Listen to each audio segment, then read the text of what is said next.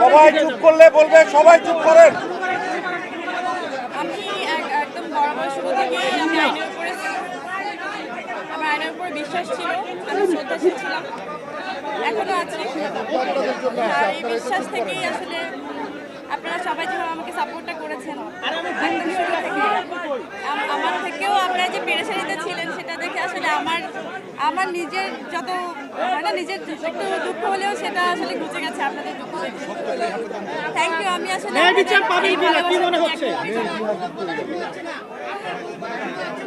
সেজন্যই তো আপনাকে চুপ করতে হবে। চুপ করতে হবে ভাই, আমার কথা কি করে শুনবেন না হলে? ন্যায় বিচার নিয়ে কতটুকু আপনারা চুপ না করলে ভাই চলে এভাবে যাবে। কথা বলা যাচ্ছে না। ভাই সাইলেন্স না হলে কথা শুনতে পাবেন না। আপনারা বলেন তাহলে আমি এখানে শুনি।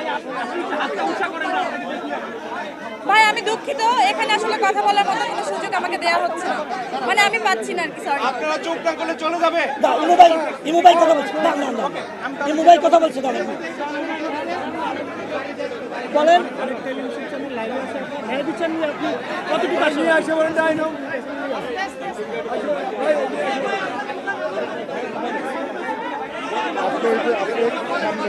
আপনারা সাইলেন্ট হন না।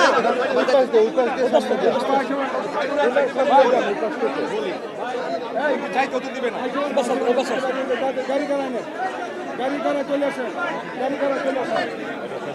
আমার আসলে এই মুহূর্তে আসলে কিছুই বলার নেই। আপনাদের ভালোবাসা যেভাবে আমি কালকে থেকে যেভাবে আপনারা ভালোবাসা জানান দিয়েছেন আমাকে, এই ভালোবাসার প্রতি আমি আসলে সারা জীবন কৃতজ্ঞ থাকবো। আমি ব্লেসড আসলে এত ভালোবাসা যে আমি পেয়েছি। কিন্তু আমি একটা জিনিস বলতে চাই যে আমি আইনের উপর শ্রদ্ধাশীল। আপনারা যদি চুপ না করেন, আমার এই বিশ্বাসটা আমি আসলে একদম শেষ অবধি রাখতে চাই। আমি বিশ্বাস করি আমি আসলে ন্যায় বিচার পাবো, আর আপনারা আমার সাথে থাকবেন। এই ভালোবাসা নিয়েই আসলে আমি জিততে চাই ইনশাল্লাহ। আচ্ছা আপু, একই ঘটনায় আপনি একটি মামলা করেছিলেন, সেটি চলমান আছে, এরপরে একই ঘটনায় আবার আমরা এই সম্পর্কে আসলে সবাই অবগত যে আমি যে মামলাটা করেছিলাম তার ঠিক 2.5 বছর পরে উনি পাল্টা একটা মামলা করেন, যে মামলার জন্য আজকে এই যে আমাকে কালকে হচ্ছে গ্রেপ্তারি পরোয়ানা জারি করা হয়, ওয়ারেন্ট হয় আমার নামে। এবং আমার খুব বিশ্বাস ছিল যে আমি আজকে আসবো। আপনারা যেভাবে সবাই আসলে আমাকে সাহসটা জুগিয়েছেন যে আজকে জামিন নিতে আসবো এবং আমি জামিন পেয়ে যাব, আপনাদের এত ভালোবাসা নিয়ে আসলে আমি বাড়ি ফিরছি। এরকম একটা জয় নিয়েও যেন আমি বাড়ি আসলে ফাইনালি ফিরতে পারি, আপনাদের ভালোবাসার সাথে থাকতে পারি, আমার জন্য দোয়া করবেন।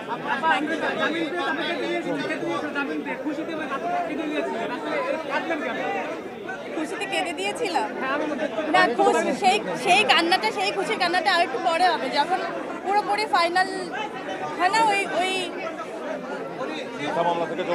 হ্যাঁ ওই বিচারটা যখন আসলে আমার হবে। শেষ একটা প্রশ্ন, আপনার ওই মামলা থেকে আসলে ওই মামলাতে আপনাকে দমানোর জন্যই কি এই মামলাকে কি মনে হচ্ছে? আশা আপনার এটা তো খুবই পরিষ্কার যে আমি একটা মামলা করলাম, তার 2.5 বছর পরে, ঠিক 2.5 বছর পরেই একটা পাল্টা মামলা করা হলো শুধু দমানোর জন্যই, তার তো কিছু না। এবং এটা বিচারাধীন। আমার বিশ্বাস যে আমি সঠিক বিচার পাবো, আমি ন্যায় বিচার পাবো।